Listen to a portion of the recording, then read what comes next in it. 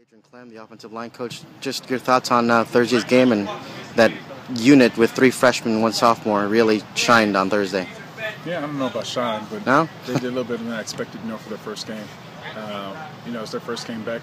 As you said, 3 freshmen. Now we also had X, who's been out of football for 2 years. So I was pleased with how they came together, considering that they didn't have a number of practices together, with the number of guys being out with different elements throughout camp. What do you need to see from that unit before that lineup is cemented? Just need to keep progressing each week. It's a work in progress, a new system. Some of the things I have them doing technique-wise are a little different than what they're accustomed to. They're going from a system where they ran the ball all the time. Even though we had success the other night running, we like to pass the ball every play we could. Did you think Huntley get enough pass protection? I mean, there was a couple times where he looked like... a couple things, but what I was pleased with is that assignment-wise, they're fine. There's some things that broke down mechanics-wise, like in terms of technique-wise, but those things that can be corrected, and that's why we film the game, so we get back in and we can look over those things on Sunday and Monday. Is that why there's so much optimism or upside with this line, is because assignments-wise and X's and O's, they got that nailed? No, they don't have it nailed by any means, but we came in with a fairly simple game plan. They were able to execute that, and then we'll build on it each week.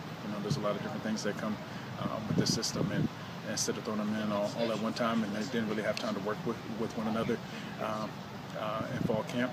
And like we said, it was a new group and kind of meshing together and all these different things. There's so many different elements that go into it that we just want to make sure that they were solid in their assignments for that game. And we'll add things on as we progress through the season. Jake Brendel said that Coach Mora's ability to simulate practice to a game-like experience really helped him in particular, because he goes into the game now and it doesn't really feel all that much different. Can you kind of just speak of that and how that really... It's awesome. When we come out here, and we just bang it out real quick. I mean, there's no break.